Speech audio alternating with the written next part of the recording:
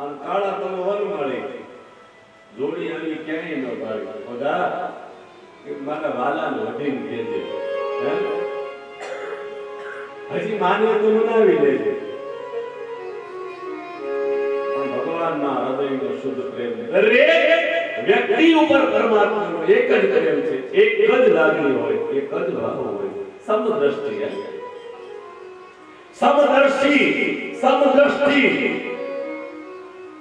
બધાય ભગવાન પાસે એક સરખા છે, એમાં કોઈ નાનું મોટું નથી, કોઈ ઊંચું નીચું નથી. ભગવાન જેટલા પૈસા વાળાના ઘરે ન ગયા ને એટલા ઝૂંપડીઓ ગયા છે, યાદ રાખજો.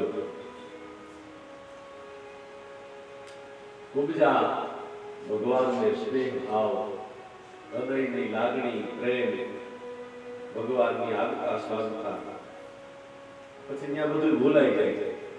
હૃદયની શુદ્ધ લાગણી આવે ને એટલે શું આપો છો? બંટીનો રોટલો કાંદરિયાની ભાજી, બંટીનો રોટલો કાંદરિયાની ભાજી, રુચિ રુચિ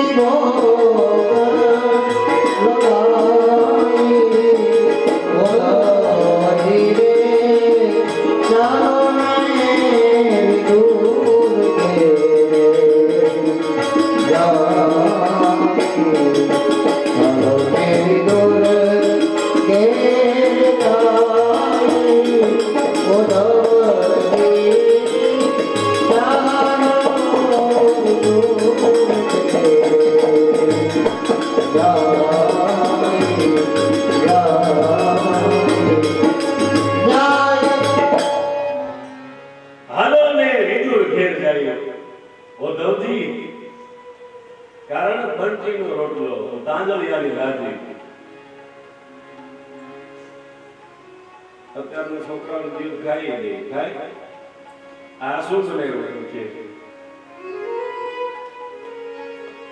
પણ આનંદ ભગવાન અને ન્યાય કેવું થયું જોયું ને? પેલા રંભાફળ કેળા સાંગ ભગવાનને આપે, કોઈ ભગવાન ભાવથી પછી ભૂલાઈ જાય.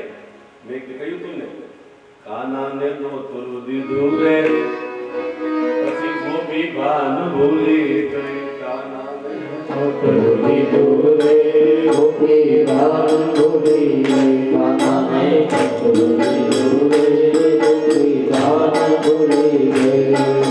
ભાન ભૂલી ગઈ ને ગોપી ગાંધી ગઈ.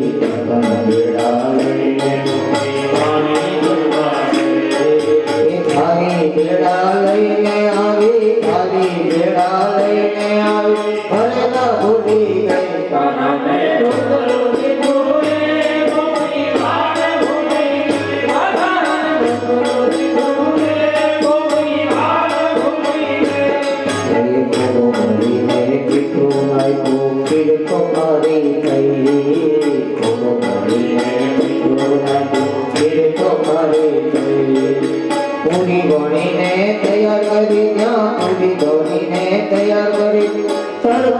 ભૂલી ગઈ કાનાને રોટલો દીધો રે ગોપી બાન ભૂલી ગઈ કાનાને રોટલો દીધો રે ગોપી બાન ભૂલી ગઈ મારો મારો જમવા બેઠા રસન ભૂલી ગઈ મારો મારો જમવા બેઠા રસન ભૂલી ગઈ એ પાટલા ઉપર પીરસી આવી પાટલા ઉપર પીરસી આવી થાળી ભૂલી ગઈ બાલાને રોટલો દીધો રે ગોપી બાન ભૂલી ગઈ બાલાને રોટલો દીધો રે ગોપી બાન ભૂલી ગઈ કાનો મારો હસીને બોલ્યો હાથમાં થાળી ગઈ કાનો મારો હસીને બોલ્યો હાથમાં થાળી ગઈ એ રાધાજી તો રોજ જમાડે રાધાજી તો રોજ જમાડે તારા જેવી કાનાને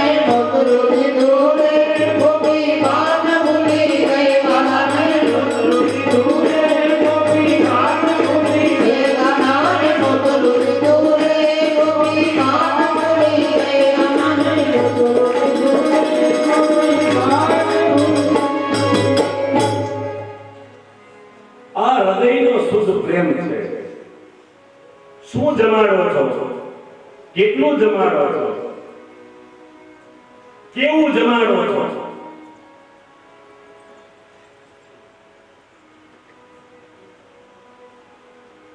એ સેજે મહત્વનું નથી પણ તમારો ભાવ કેવો છે તમારી લાગણી કેવી છે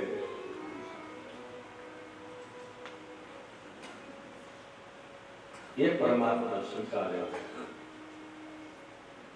એને ઈશ્વર આ ભોગથી ભગવાન રાજી થાય છે આ પ્રેમથી ભગવાન ખૂબ એટલે ખૂબ પોતાના ભક્તો ઉપર કૃપા કરે છે ઉબજાજીને મળ્યા પછી માતા પિતા ઉગ્રસેન રાજા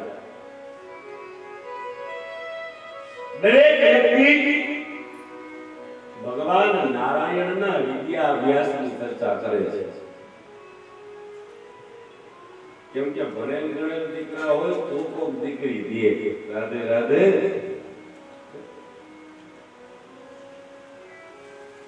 પણ અત્યારે ઉલટું છે કે દીકરીઓ ભણેલ ગણેલ હોય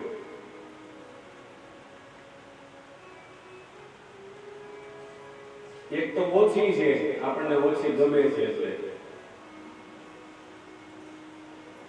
અને એમાંય પાછી વધારે ભણેલી હોય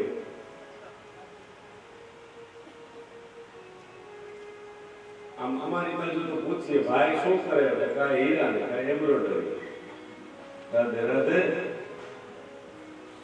દીકરી તો કે બીએડ કર્યું છે આ કર્યું છે ડોક્ટરની ડિગ્રી છે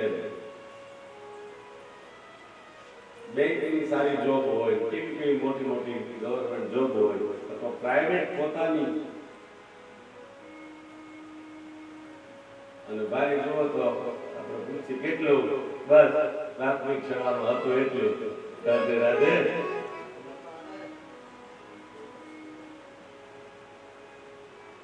કેમ ભેગું થાય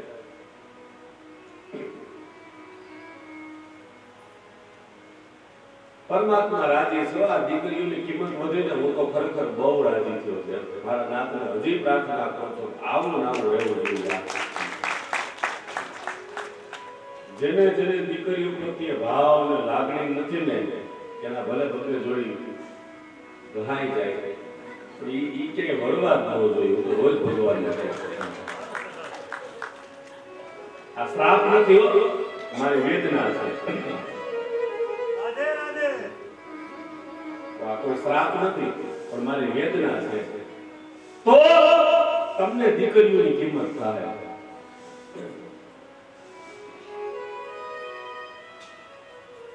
તો તમે પેલા આપણા વડીલો નક્કી કરીને ઘરે વ્યાવતા ખબર ન પડતી ઘરે આવીને વાત કરે કે હું ફલાણા ભાઈ છે ને હા એના દીકરાનો દીકરો હા કેમ તો કે ન્યા હું આપણી દીકરીને સંબંધ કરી આવ્યો. મિત્ર કરી આવતા મિત્ર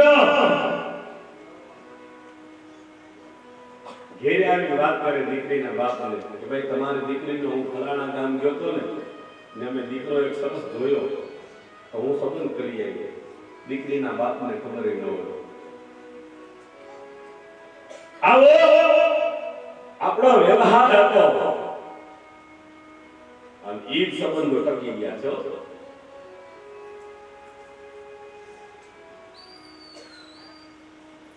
પણ ધીમે ધીમે ધીમે દીકરી તો મારી નાખે છે. આ જેની વિચારધારા છે ને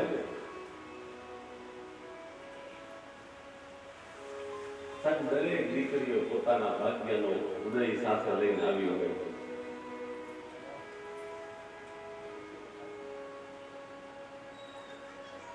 દીકરો છે ને એ બાપની મિલકતનો અધિકારી થાય. જરૂર પડે ને તો દીકરો અંગૂઠો આપે મિલકતના સહી સિક્કામાં. પણ દીકરી તો જ્યારે વિદાય થાય ને ત્યારે પોતાના ભાઈને અને પોતાના બાપને કહેતી જાય કે તમે મને જે કંઈ આપ્યું છે ને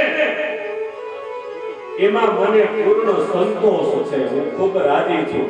હવે આ જે કાંઈ છે ને એ બધું આજથી ભાઈનું અંગૂઠો નહીં લ્યો હું 10 આંગળા દેતી જાઉં.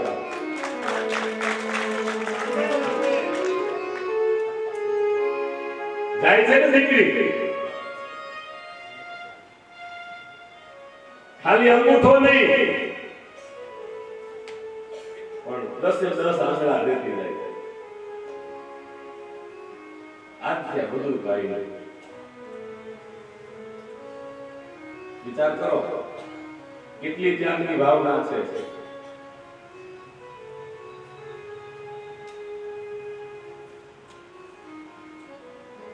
ભગવાનના વિદ્યા અભ્યાસ આજ મારે તમને લગ્ન વિધિ આખી સમજાવી છે. ભગવાનને પૌર્ણાવા છે અને જેનો તમે ભયંકર રીતે દાંત આવ્યો છે ને જે લગ્ન વિધિનો એ જ લગ્ન વિધિ મારે તમને સમજાવી છે.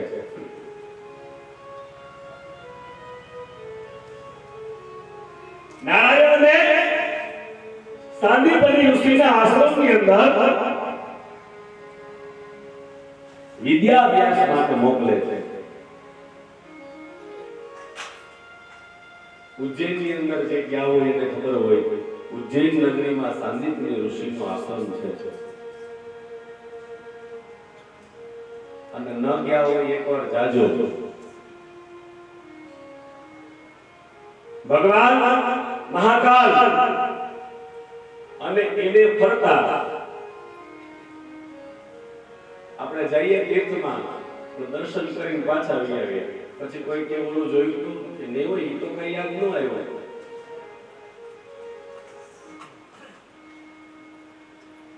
ઉજ્જૈનની અંદર 12 મંદિર છે જોવા જેવા. 12 મંદિરનો મહિમા છે. એટલે જ્યારે ઉજ્જૈન નગરીની અંદર જાઓ ને દર્શન માટે જ્યારે ભગવાન બોલાવે જાઓ ત્યારે આ 12 મંદિરના દર્શન કરજો. હરસિદ્ધિ માતાનું બહુ સરસ મંદિર છે. મહાકાલીનું બહુ સરસ મંદિર છે. વિક્રમ આદિત્ય આપણે લખીએ છીએ ને પંચાંગમાં લગ્ન કંકોત્રીમાં સંવંત વિક્રમ. આ વિક્રમ રાજા વિક્રમ આદિત્યની નગરી છે ઉજ્જૈન.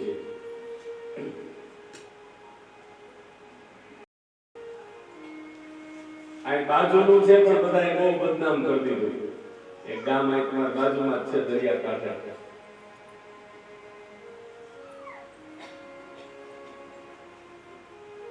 બધાએ બહુ બદનામ કરી દીધું એ ગામને. પણ એ કોની નગરી છે ખબર છે?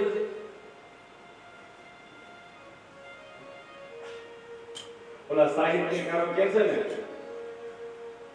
એક બેન એમ કીધું કે મારે છે ને જે તે સમયે જ્યારે સમય આવે ને ત્યારે કે મારે સતી થવું. જ્યારે સમય આવે ત્યારે મારે સતી થવું છે. એટલે પાડોશીએ કીધું બેન તમારાથી સતી ન થવાય. કેમ? કે સતીના પતિ છે ને એ શિવ હોય. સતીના પતિ છે એ શિવ હોય. બોલા બેન કે મારા કે તમારા જ્યારે ફોન કરો ત્યારે દેવ હોય.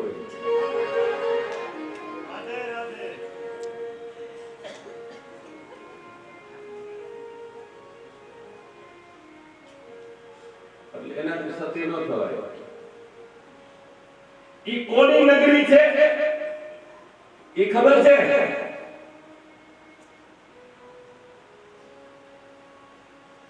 તમે કોઈ કહેતા કેવો ને હિન્દુ છે કેમ?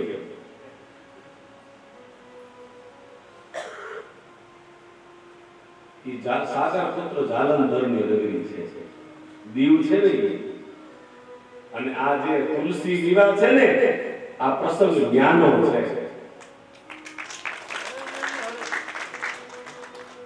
સાગર પુત્ર જાલંધર અને સતી વૃંદા એની નગરી છે દીવ. અને હવે જાવ ને આમ તો કેમ કેવું જ્ઞાન જાજો એમ.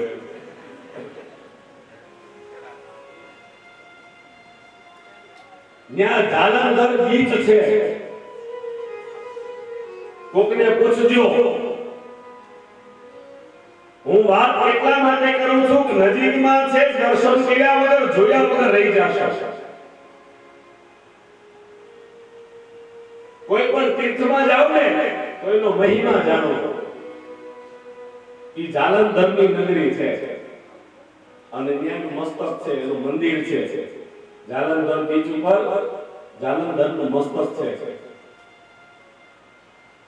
સતી વૃંદા અને સાગર પુત્ર જાલંધર.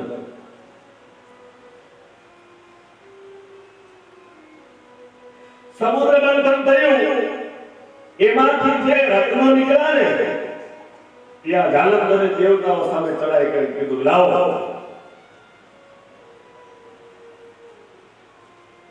કારણ મારા છે, હું સાગરનો પુત્ર છું અને રત્નો છે ને બધા મારા પિતાના છે, માની સંપત્તિ છે, પાછા લાવો.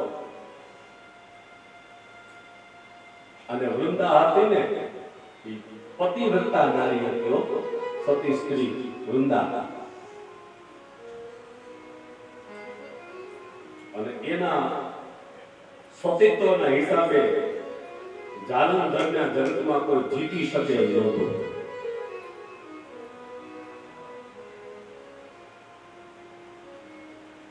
શિવજી પાસે ગયા, શિવજી આને બહુ યુદ્ધ કર્યું, છેલ્લે વરદાન લઈને આવ્યા. બ્રહ્માજી સાથે બહુ યુદ્ધ કર્યું, છેલ્લે વરદાન લઈને આવ્યા.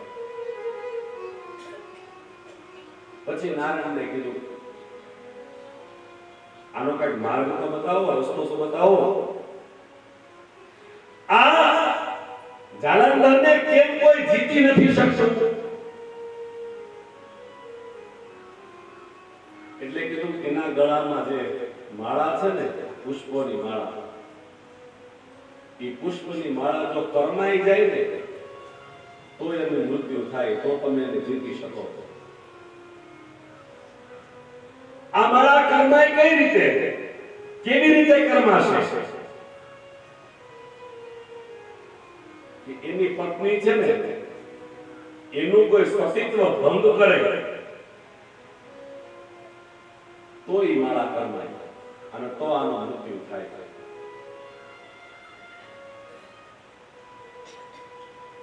એટલે ભગવાન નારાયણે, ભગવાન વિષ્ણુએ જાલંધરનું રૂપ લીધું અને સતીત્વના સતને ખંડિત કર્યું. જાલંધર યુદ્ધ કરે છે, એના ગળામાં માળા છે, એ કર્માણી, એટલે એની હાર થઈ ગઈ. અહીંયા સતી પોતાના સ્વામી સાથે સિંહાસન પર બેઠા છે. સ્વામીના સ્વરૂપમાં કોણ છે? નારાયણ.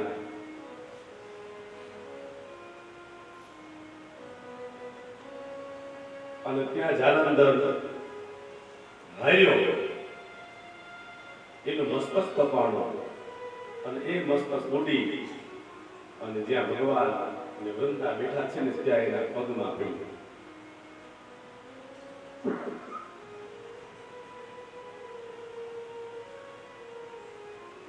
સતી વિચાર કરવા લાગ્યા,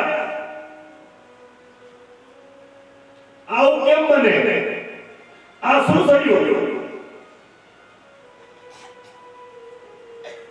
આ જાલંધરનું મસ્તક છે તો આ કોણ છે? પણ સતી તો હતું એટલે કીધું જે હોય જલ્દી જવાબ આપો, નહીતર આગળ હાથમાં જળ લઈને મારા સતીત્વના તેજથી બાળીને ભસ્મ કરીશ.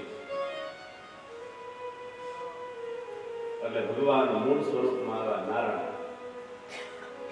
એટલે સતીએ શ્રાપ દીધો, એ યુદ્ધને જીતવા માટે તમે મારા સતીત્વને ખંડિત કર્યું છે, મારા નિયમોનો ભંગ કર્યો છે, અને મારા પતિનું સ્વરૂપ લઈને તમે મારી બાજુમાં બેઠા રહ્યા અને બોલ્યા નહીં ને. મારો તમને શ્રાપ છે કે આજથી તમે પથ્થર જેવા થઈ જાવ.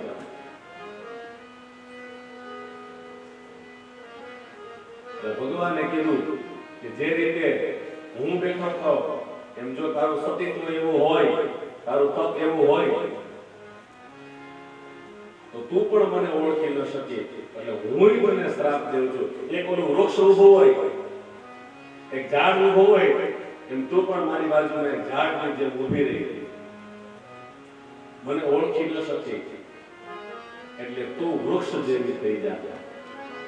ઈજ તુલસી અને ઈજ શાલિગ્રામ.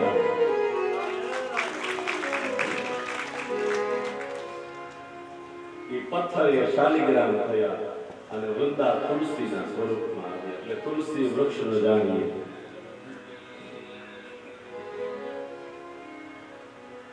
છેલ્લે તમારા નગર નજીકની નગરી,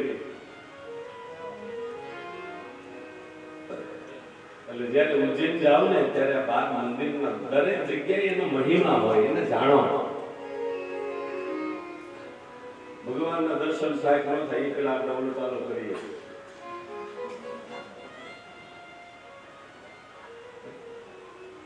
મારા ભગવાન વાલીડા દર્શન તો કર પેલા, કેમ કે આપણા ધર્મ સ્થળ છે ને પિકનિક ના સ્થળો નથી, એન્જોય માટેના સ્થળ નથી. એના માટે તમે એવી જગ્યાએ જાઓ, હિલ સ્ટેશન ગયા જાઓ, તમારે આનંદ કરવો હોય તો. પણ જ્યારે તમે કોઈ પણ ધર્મ સ્થળની અંદર જાઓ તો પેલી મર્યાદા તમારા કપડામાં હોવી જોઈએ. ખાસ સાંભળજો બધા, કેમ કે અમારે સનાતનને ટકાડી રાખવો છે.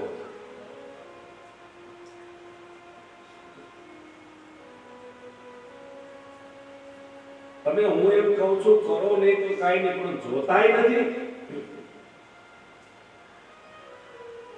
અમુક જ્ઞાતિની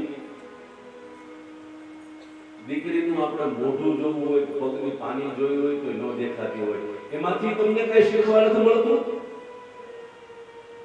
એમાંથી તમે કઈ લઈ શકો એમ નથી.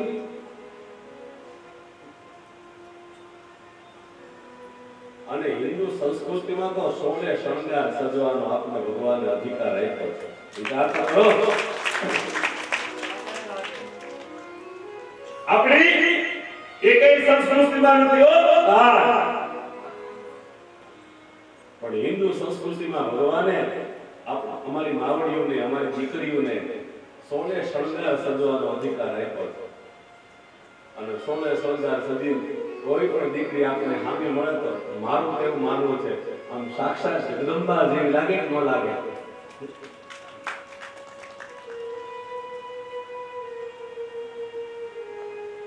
તમે ફરવા જાઓ ત્યારે તમારી રીતે, પણ દેવ મંદિરોમાં જાઓ ને જ્યારે ત્યારે પહેલી મર્યાદા તમારા વસ્ત્રો ઉપર હોવી જોઈએ. કેમ કે અંદર બેઠો એ મારો તમારો ઈષ્ટ છે, અંદર બેઠો એ મારી તમારી સંસ્કૃતિ છે. પહેલી મર્યાદા તમારા વસ્ત્રોમાં હોવી જોઈએ, પછી તમારા વર્તનમાં હોવી જોઈએ. ભગવાનના ધામમાં ગયા છો તો ત્યાં ભગવાનના જ કાર્ય કરો, તીર્થ સ્નાન કરો. શક્ય હોય ગોમતીજી હોય તોય ભલે, ગંગાજી હોય તોય ભલે, યમુનાજી હોય તોય ભલે, સરયુજી હોય તોય ભલે, પણ તીર્થમાં ગયા છો તો રાત્રે 1 કલાક નહીં કાઢો. પરિવાર હારે ગયો તો બધા કહેવાય મારે 1 કલાક બેઠો લઈને ગંગાજીને કાંઠે બેહવું છે રાતે. અમારે કોઈને આવવું છે?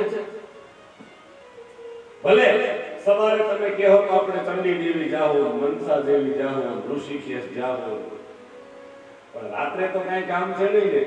મારે 1 કલાક બેઠો લઈને ગોમતીજીના ઘાટ ઉપર બેહવું છે, તમારે આવવું છે?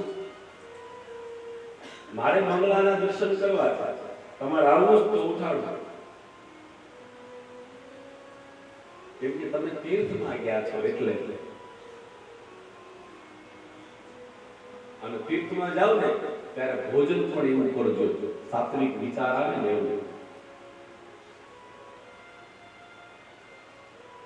ફરવા જાઓ ત્યારે તમને બધી છૂટ. ફરવા જાઓ ત્યારે ખાવાનું ખાજો અને પીવાનું પીજો, ખાલી આટલી કન્ડિશન છે. બાકી તમને આનંદ કરવાની છૂટ હોય, પણ તીર્થમાં જાઓ તો તીર્થના નિયમ. તમે ઘણી વખત કેવું થાય, જાઓ છો યાત્રા કરવા અને પાપ લઈને ઘેરે આવો છો. જઈએ યાત્રા કરવા પણ વળતા પાપ લઈને ઘેરે આવીએ છીએ. અને અન્ય ક્ષેત્રે કૃતમ પાપમ તીર્થ ક્ષેત્રે વિનશ્યતિ, પણ તીર્થ ક્ષેત્રે કૃતમ પાપમ વજ્ર લેખો ભવિષ્યતિ. અન્ય કોઈ જગ્યામાં આપણાથી પાપ થાય ને તો એ પાપ તીર્થમાં જાવ એટલે ધોવાઈ જાય. કોઈ પણ જગ્યાએ તમારાથી પાપ થયું હોય, તમે તીર્થમાં જાવ ને એટલે પાપ ધોવાઈ જાય. પણ તીર્થમાં પાપ કર્યું હોય તો ઈ ક્યાં ધોવા જાવ? સાહિત્યકારો કે છે ને, એક છોકરાને ઉભો કરીને પૂછું કે બોલ બેટા, ગંગાજીમાં સ્નાન કરવું હોય તો મોઢું કઈ બાજુ રખાય? છોકરો કે સાહેબ કપડા મૂક્યા હોય એ બાજુ.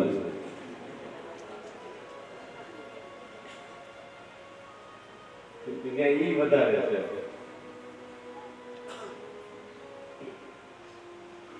પણ તીર્થમાં જે ક્યાંય પાપ કર્યું હોય, જ્યારે ઉજ્જૈન જાવ ને ત્યારે એક વખત સાંદીપની ઋષિના આશ્રમમાં જાજો. અને ત્યાં તમને જો હું કહી દઉં છું, જાઓ એ જોજો. તમે શિવ મંદિરે જાઓ તો ત્યાં કોઠીઓ હોય ને, એના પાછળના 2 પગ વાળેલા હોય, બેઠો હોય. તમે સાંદીપની ઋષિના આશ્રમમાં જાજો, કોઠીઓ 4 પગે ઊભો છે. ભગવાન મહાકાલ જ્યારે દ્વારકાધીશ અભ્યાસ કરવા આવ્યા ને ત્યારે એને મળવા માટે આવ્યા હતા. એનું પ્રમાણ છે. આપણે બહુ રોકાવું ન હોય તો ડ્રાઈવરને એમ કહીએ ને કે વાડી તૈયાર રાખતા હું આવું 2 મિનિટમાં, આપણી લૌકિક ભાષામાં. એ ભગવાન નંદીને કહે છે 2 મિનિટ ઉભા રહો, હું આવું જ છું, બેસતો નહીં. ભગવાન અંદર ગયા પછી વાતો ચડી ગયા. મારા ભરતભાઈ કહે એમ શાસ્ત્રીજી 10 મિનિટ આપણે બેહવાનું છે. હરિહર કરી. પછી અમે સવા બારે ઘરે આવ્યા.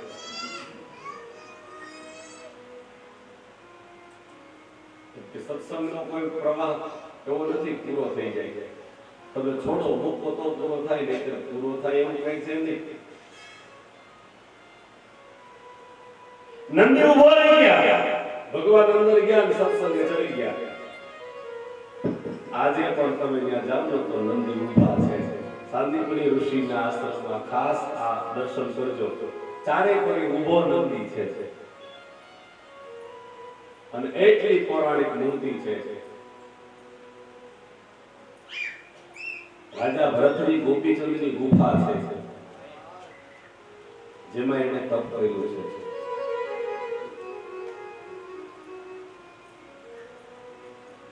ઉજ્જૈન નગરી છે ને સિદ્ધોરી 3.5 કાળની નગરી છે.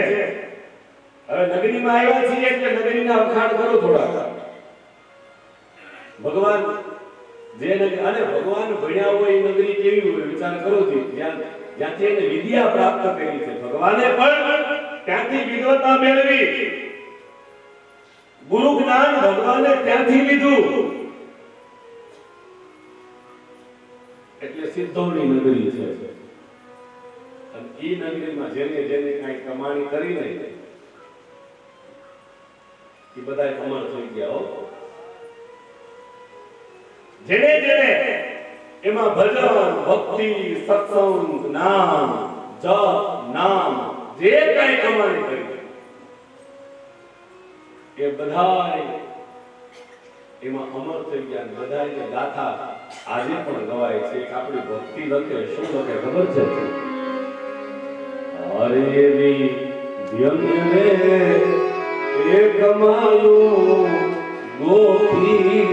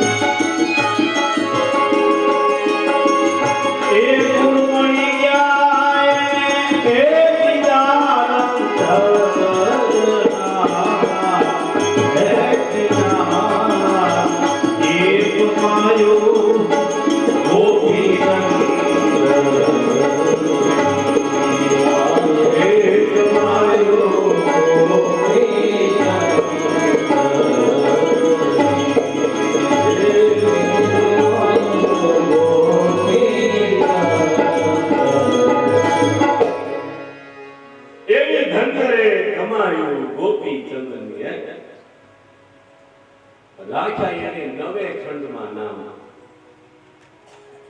એક ગોળ બંગાળનો રાજા હતો અને બીજો મારું લાખ બાળવાનો જોઈ.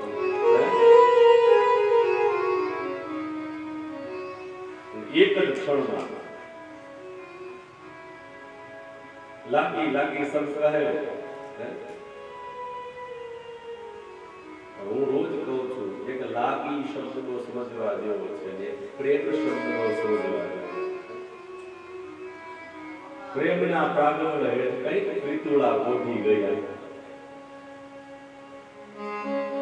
પણ પ્રેમ પ્રેમ સબ કોઈ કહે પ્રેમ ન જાણે કોઈ. એક બાર જો પ્રેમ જાણે ને પછી જુદા રહે ન કોઈ. એમ લાગી લાગી સબ કહે પણ લાગી હોય સો રોય. રાજા ગોપીચંદ ભરતરી તો એસી લગે મૂકી દીધો અને બીજા કોઈ નહીં. મેં હું રોજ કહું છું માની ઉપમા મેં પહેલા દિવસથી જેતો આવો છું તો માં જો ધારે ને તો દીકરાની કાયાને સુવર્ણ બનાવી શકે. આ દીકરાને અમર એક માં જ કરી શકે. મામાએ તાકાત છે.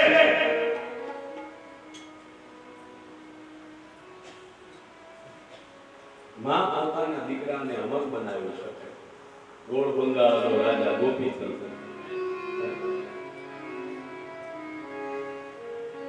અને નાવા માટે બેઠો હતો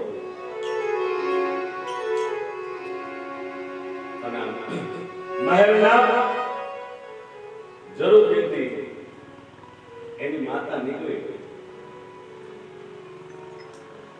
અને ગોપીચંદ કાયા ઉપર નજર પડી હોય બહુ અફસોસ થયો.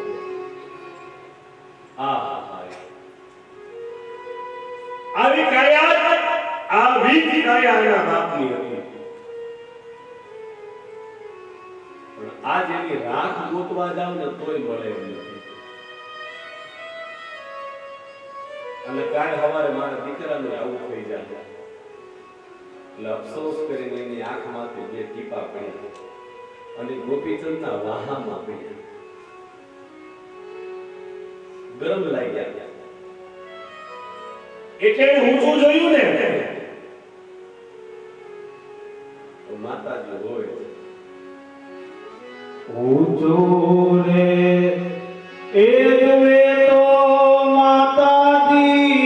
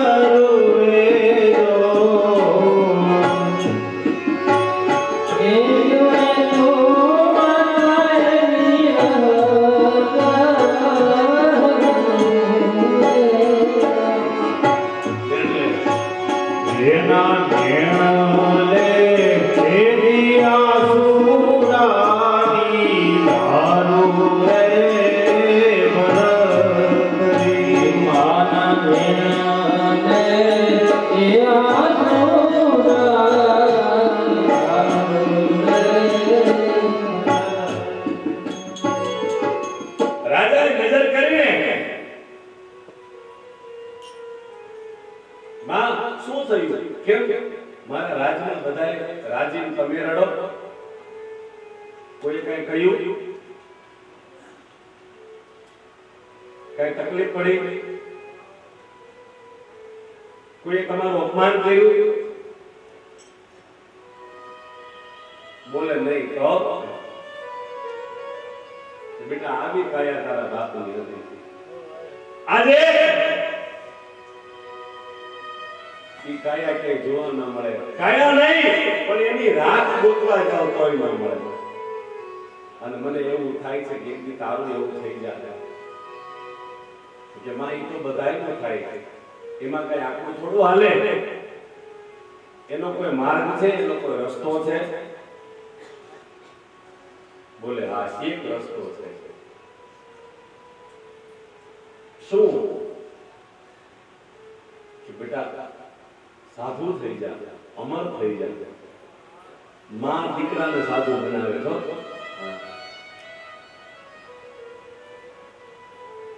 અને ભાગ્યશાળી હોય મા બાપ, હું એમ કહીશ કે જેનો દીકરો સાધુ થયો ભગવા પહેરે.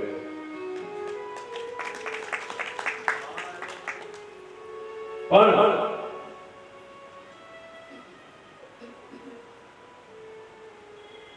સાર ભયેતી પીતી સાસુ,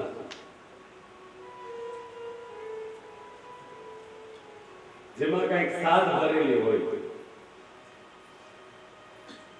એવા સાધુઓ.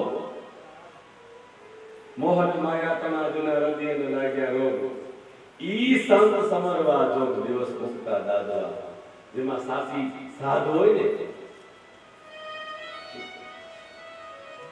એવા સાધુ, આમ ઈ સાધુ જગતને તારે, એ સાધુ જગતને સાચો માર્ગ બતાવે. બાકી રૂપિયા ભેળા કરવા સાધુ થયા હોય એની વાત નથી હો. પણ તમને જામ તમારું બાબુ પત્ની તમને સાચો રસ્તો બતાવે ને એવા સાધુની આ જગતને જરૂર છે. પણ અમારે દાસી જગુ લખે ધર્મની માટે ધરવું હોય માથું, તેથી આવે દોડા દોડ. હે, ધર્મની માટે ધરવું હોય માથું, તેથી આવે દોડા દોડ. આવા તો આ અવનીમાં અમે ઓછા જોયા. બાકી લાખો ને કરોડ સાચા સંતો માતે ભક્તિ કેરા મોડ. પણ આવા ગોતવા જઈએ ને તો બહુ ઓછા મળે. પણ ધર્મ માટે যদি માથું દેવાનું થાય ને ત્યારે આ બ્રહ્માંડનો સાધુ પેલા ઉભો રહેવો જોઈએ. એટલે અમારી ભક્તિ લખે. આપણા તમે આગળની આપણી પરંપરાને યાદ કરો. જૂના ધર્મ લ્યો જાણી મારા સંતો, જૂના ધર્મ લ્યો જાણી રે જૂના ધર્મ લ્યો જાણી મારા સંતો, જૂના ધર્મ લ્યો જાણી રે.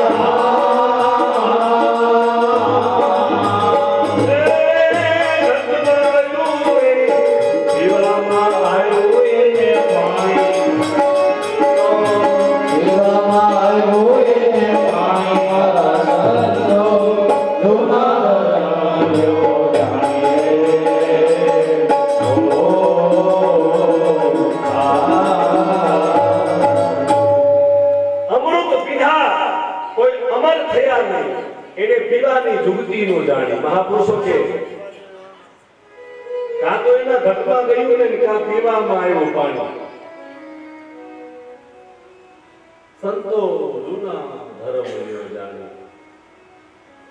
માં કે છે બેટા આવી કાયા હવે ન જોવા મળે કે તો માં હું અત્યારે સાધુ થઈ જાવ કે નહીં, સાધુ થવાની ઉંમર છે હવે લખે. અરે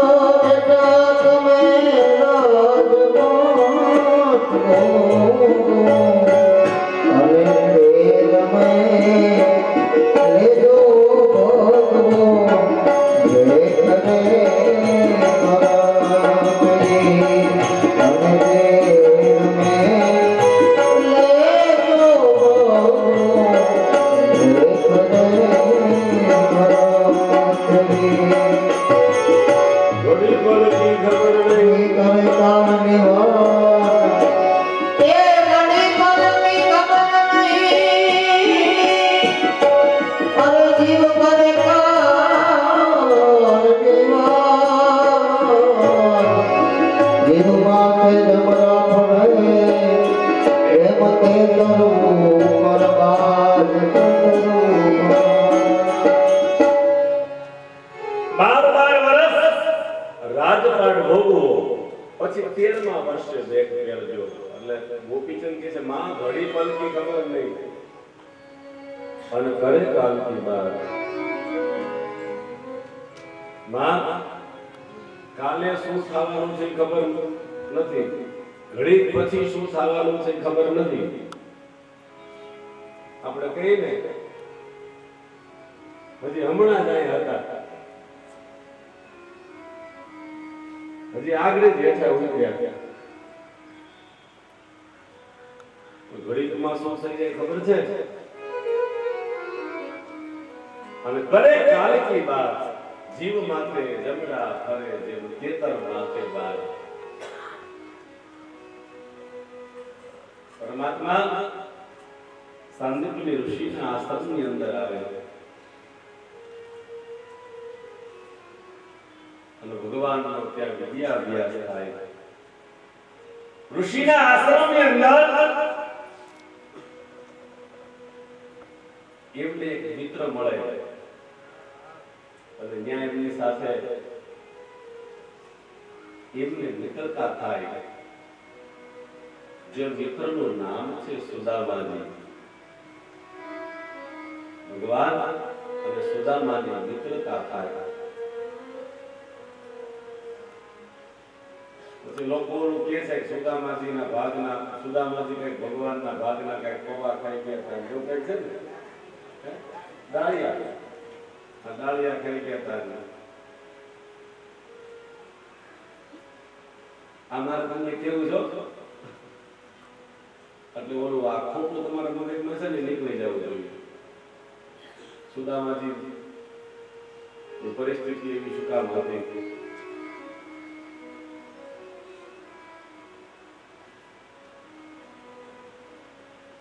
સુદામાજી ઉપર જવાબદારી હતી ઓ સાંદીપની ઋષિએ સુદામાજીને કહ્યું હતું આ જે છે ને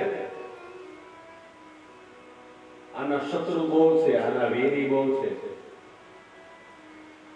એટલે જ્યાં સુધી આપણા ગુરુકુળમાં અભ્યાસ કરે આપણા ગુરુકુળની અંદર જ્યાં સુધી આ રહે ને ત્યાં સુધી તારે આનું ધ્યાન રાખવાનું છે કરોડ બ્રહ્માંડના માલિકનું સુદામાજી ધ્યાન રાખતા હતા હો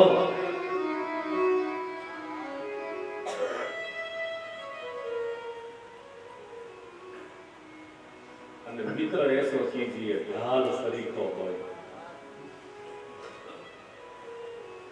મિત્ર જીવનમાં એવો કરવો જે ઢાલ જેવો હોય કે સુખ में पीछे रहे दुख में आगे હોય તમારા દીકરાનો માંડવો નખાતો હોય ને તો બધાયની છેલ્લે આવે ને એવો મિત્ર કરવો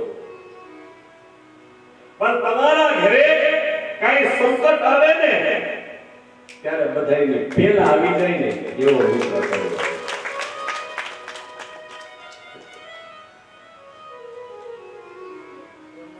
सुख में पीछे रहे दुख में आगे हो दुख में जे बधाई ने पेला आवी बेही जाय ने એને મિત્ર કહેવાય સુખ માં ભલે બધાય છેલ્લા આવે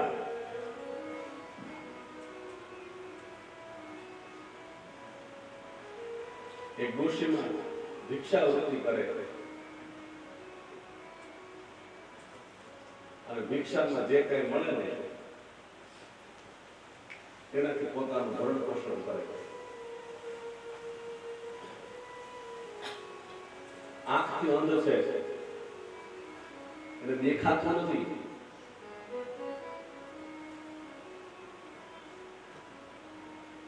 એક દિવસ કોકે એક મુઠ્ઠી ડાળી આવી કે લ્યો એટલે ડોશીમાને એમ થયું કે આ તો મુઠ્ઠી એક ડાળી આપ્યા છે તો આખો દિવસ કે માગવું નહીં પડે, આખો દિવસ ભોજન કે ગોતવું નહીં પડે. આજનો મારો કર્મ હચવાઈ જશે અને હું થોડા થોડા ખાઈશ ને થોડાક રાખીશ.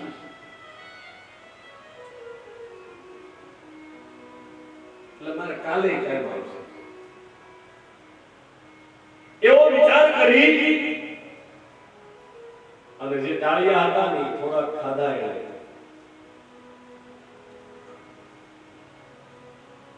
અને જે વધ્યા હતા ને એની એક પોટલી વાળી અને પોતાના ઓશિકા નીચે રાખી દીધી. એ જ રાતે એક ચોર ચોરી કરવા માટે આવ્યો. એને એમ થયું કે ડોશી આંધળી છે, ભલે એના ઘરમાંથી ચોરી કરી લઉં, જે કઈ મળે. ચોરને એવું કઈ ન હોય કે ઝૂંપડું છે કે મહેલ છે.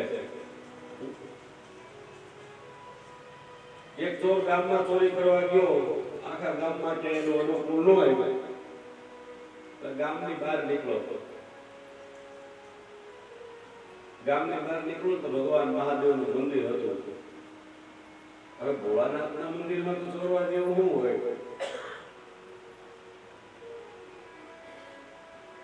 પણ અંધારું બહુ હતો. જો ભગવાન કેટલા દયાળુ, વિચાર કરો.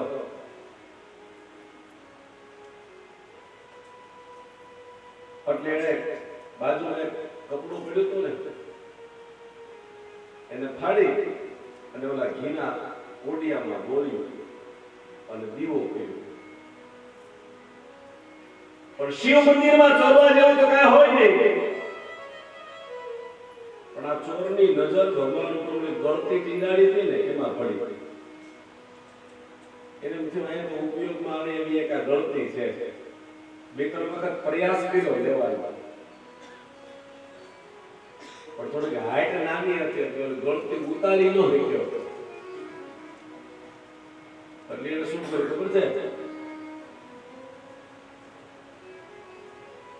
મહાદેવ માથે ચડી ગયો, શિવલિંગ ઉપર ચડી ગયો. ભગવાન અંતરિક્ષમાં હોય ને, માતાજી કીધું ભગવાન આ ચોર ચોરી કરવા આવ્યો છે, દીવો પેટાયો, ત્યાં સુધી તમે કઈ બોલ્યા નહીં, આપણા મંદિરમાં આવ્યો. એટલું જ નહીં, હવે તો માથે ચડ્યો, હવે તો કઈ કયો. ભગવાન કે એક પગડે આવીને આપણા મંદિરમાં દીવો કર્યો પેલા,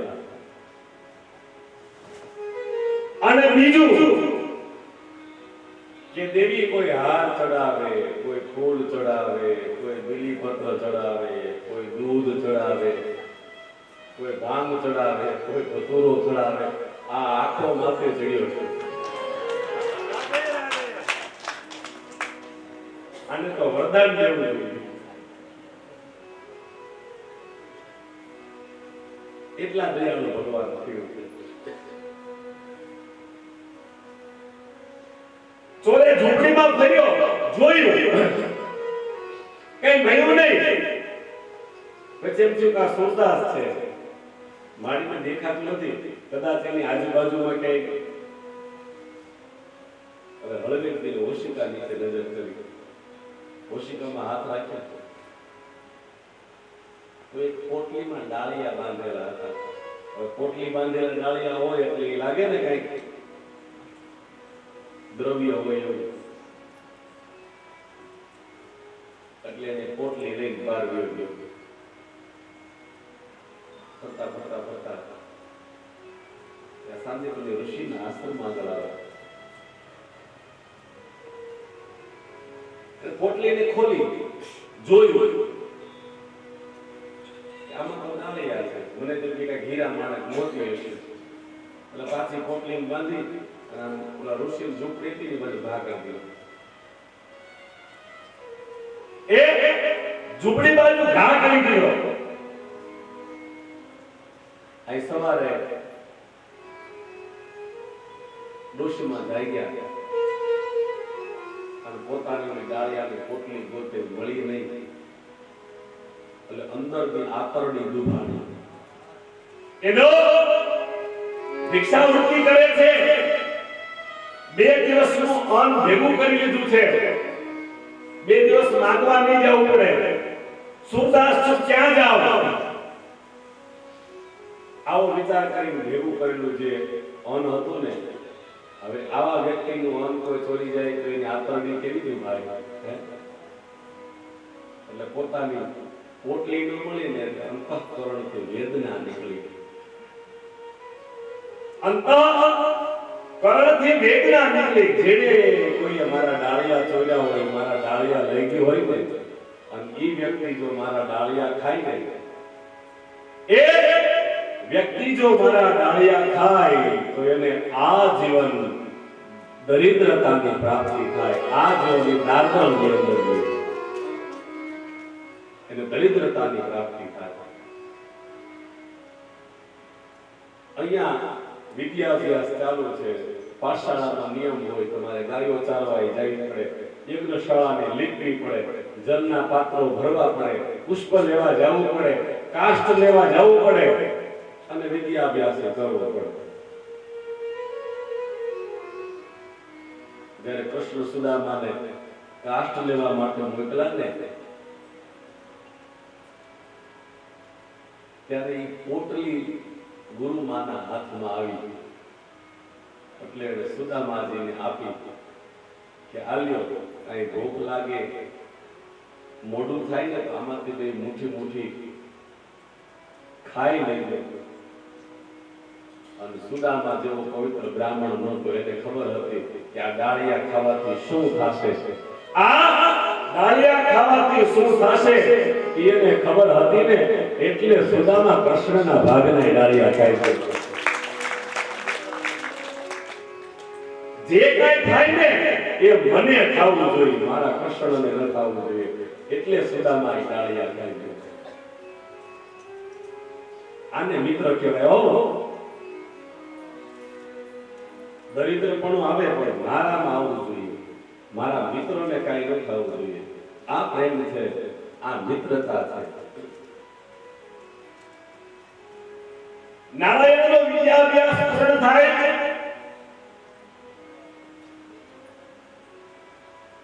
ગુરુ મહારાજને વંદના કરે, સુદામાજીને કહે છે કે આપણે પાછા મળીશું, આપણે આનંદ કરીશું, તમે આવજો, હું આવીશ. ભગવાન પોતાનો વિદ્યાભ્યાસ પૂર્ણ કરી ગુરુ મહારાજને વંદન કરે અને ગુરુ મહારાજને કહે છે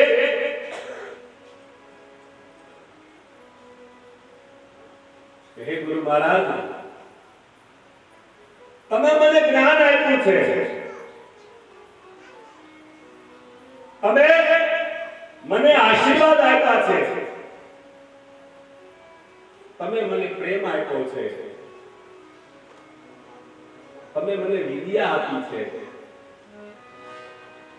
હવે મારો વિદ્યાભ્યાસ પૂરો થાય એટલે મારે તમને ગુરુ દક્ષિણા તરીકે કંઈક આપવું જોઈએ.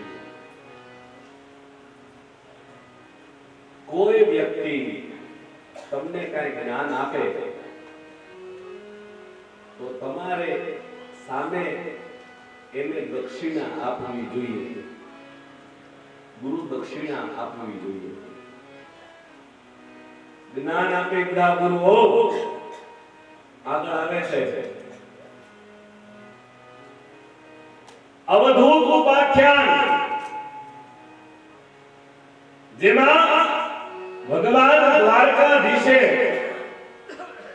જેનું મૂળ સ્વરૂપ 3 અત્રિ, દત્તાત્રેય, બ્રહ્મા, વિષ્ણુ અને શિવ, એનું એક રૂપ